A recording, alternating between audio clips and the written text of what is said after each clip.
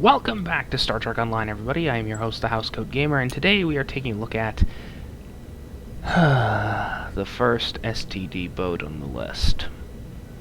Now, Discovery fanboys, remember, I will never give that series any amount of compliments, except when it comes to their starships, and even then, it's going to be a bit iffy. The reason for this is simple.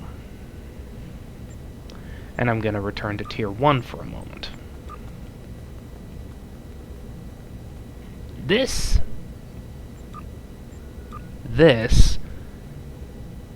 is the general feeling and look of starships of that particular time.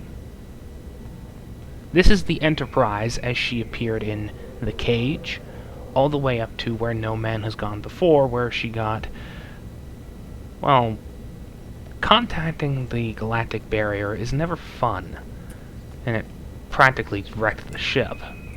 Had to go into dry dock for a while. But yes, this is what the Enterprise really looked like during the events of The Cage, and in the general time frame of Seasons 1 and 2 of STD.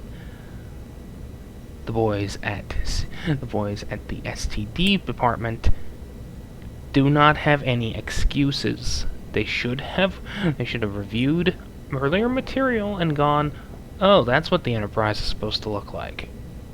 How big is she? 289 meters? Uh-oh, I think we screwed up. An understatement, if there ever was one.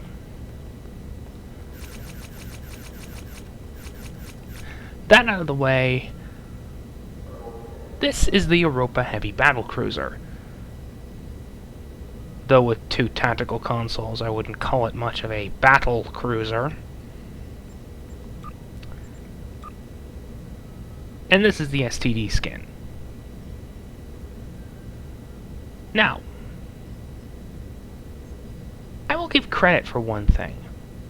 It's not a bad concept. However,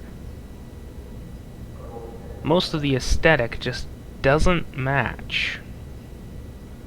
And I know what you're thinking. How can it not match? It looks more primitive than the... Do I really have to pull up the Constitution again? Really? Do I? No? Good. This design looks more motion picture era. 2270s, 2280s, 90s.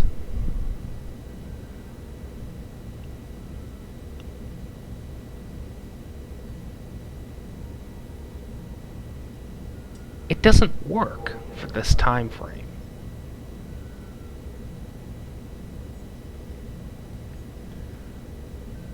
It looks way too anachronistic. You'll see that a lot from STD. It's either too advanced, or doesn't fit the design language. More on that later, when I finally get to the Klingon side of things. Anyway.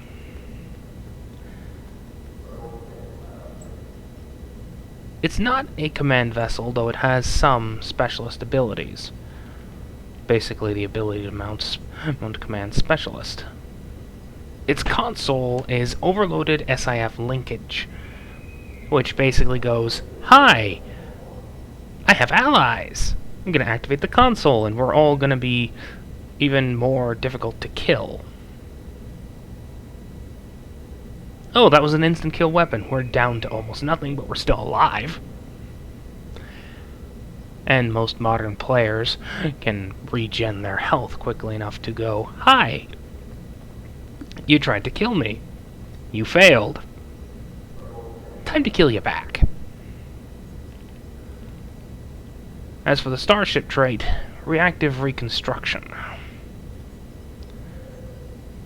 which makes you even harder to destroy, because it just regenerates your health even faster. There is a fleet version of this ship, which finally undoes the mistake and gives it more tactical capabilities. No starship trait, but that's par for the course. And you may be wondering, what's the price?